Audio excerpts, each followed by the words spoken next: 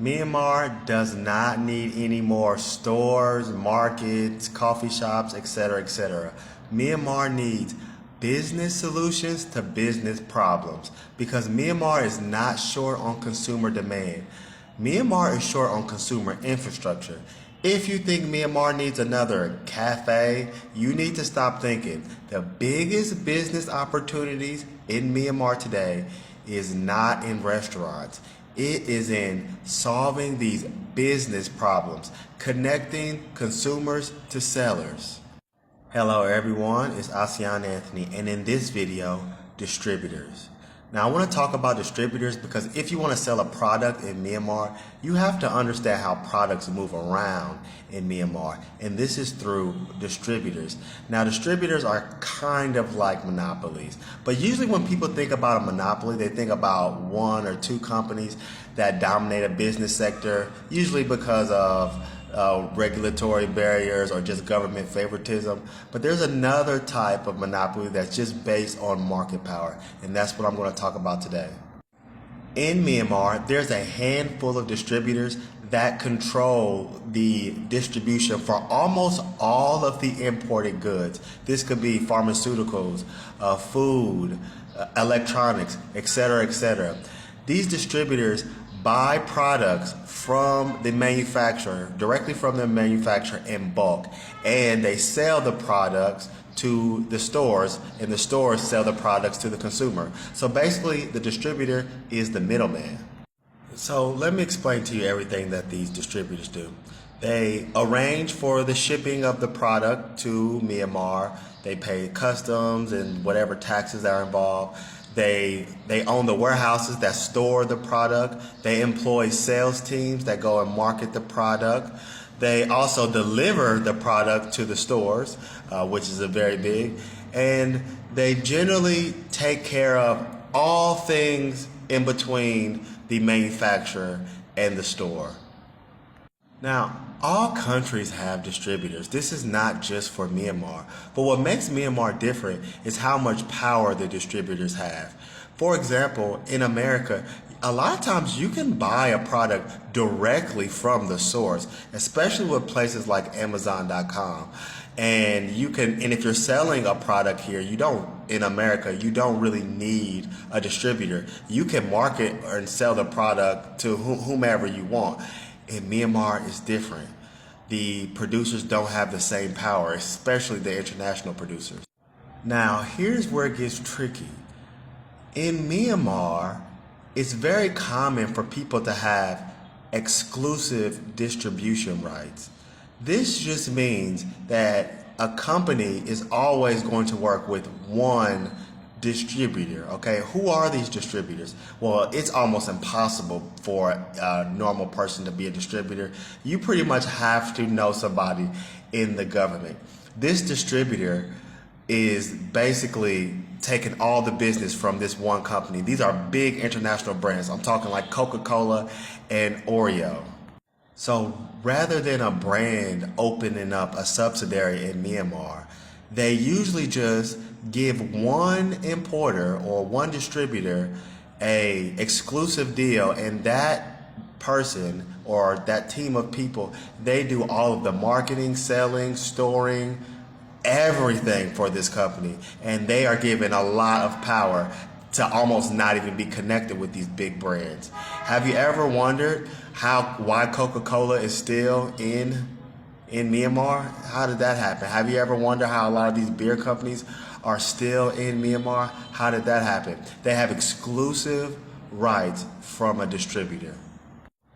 In fairness though, a lot of smaller companies are not likely to be able to open up their own subsidiary in Myanmar because the consumer market in Myanmar is relatively low for a lot of these high-end goods. So it's not going to make financial sense to come to Myanmar and start your own marketing team, rent out your own warehouses, or become legal experts on how the customs work. So a lot of the times these distribution companies or these distributors make a lot of sense for a lot of these companies, especially if you're not a top tier company with a lot of money to throw away. So imagine you're a snack company from Japan. If you don't want to use a distributor, you need to register your business, obtain import licenses, arrange for shippings, open up a warehouse, hire staff, and then still make your product, ship it here, get it through customs, and then find a way to get it in stores. That is a lot. So if you don't have a lot of money, it makes sense to use a distributor.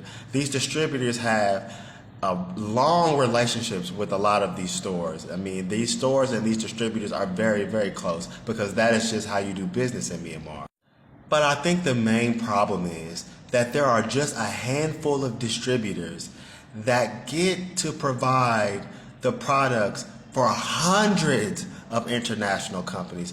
This is very frustrating because it keeps the low-level businessman out of the loop. It is almost impossible to compete with these people, and it's almost impossible to join these people.